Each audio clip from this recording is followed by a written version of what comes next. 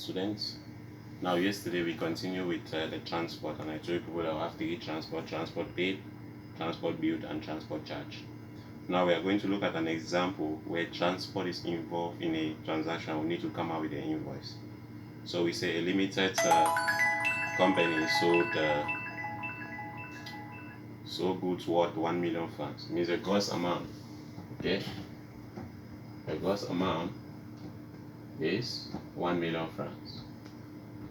Let's just put the francs here. We have 1 million francs, and we are told that and transported the goods using the company's delivery van.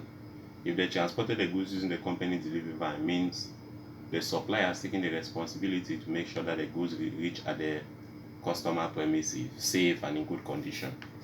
So it therefore means that in this case, will this be an addition or a subtraction to the amount?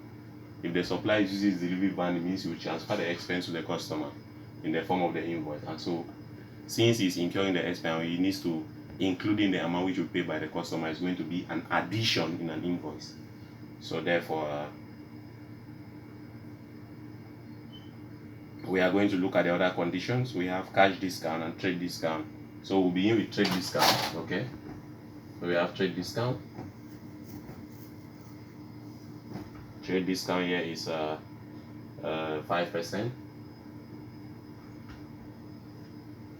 5% of this amount is 50,000.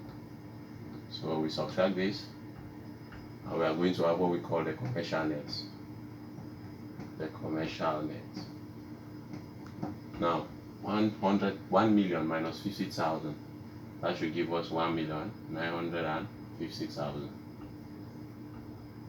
Oh, sorry, just 950,000.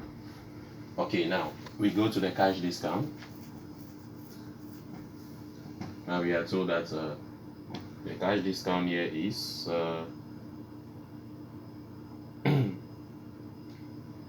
we are told here that the cash discount is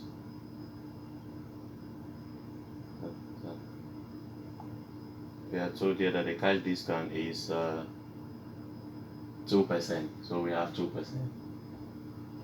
So if we calculate 2 on 100 times 950,000, 2 zeros go off, and we'll have 95 times 2. Okay, so this is 0, 0, 0, and 1. This is 18 plus 1, 19. So we have 19,000.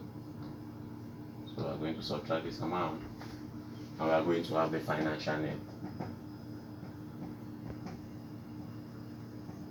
Okay, now with the financial net, we are going to calculate this amount, and it's going to be, we subtract, we have 0, 0, 0, carry 1 and put here with 10 minus 9, that's 1. Here is remaining 4, 4 minus this 3, and then we have 931,000. Now we go in calculating the VAT. Okay, this is VAT on the goods. VAT on goods, we are going to have it at a rate of 19.25%. Okay, so we'll calculate 19.25% of this amount.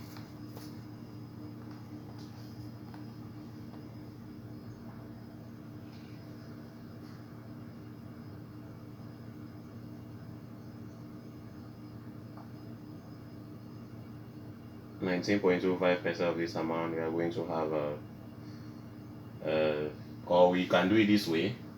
Instead of you calculating the VAT on the goods and then you calculate the VAT again on the transport, the best way to do it is you calculate, you put the transport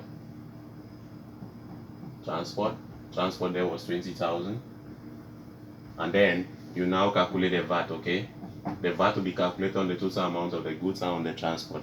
So we are going to have 19.25% of the sum of these two, which is going to give us 951,000.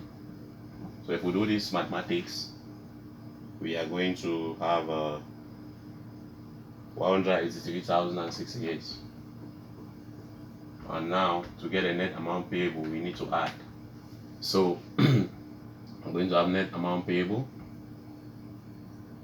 And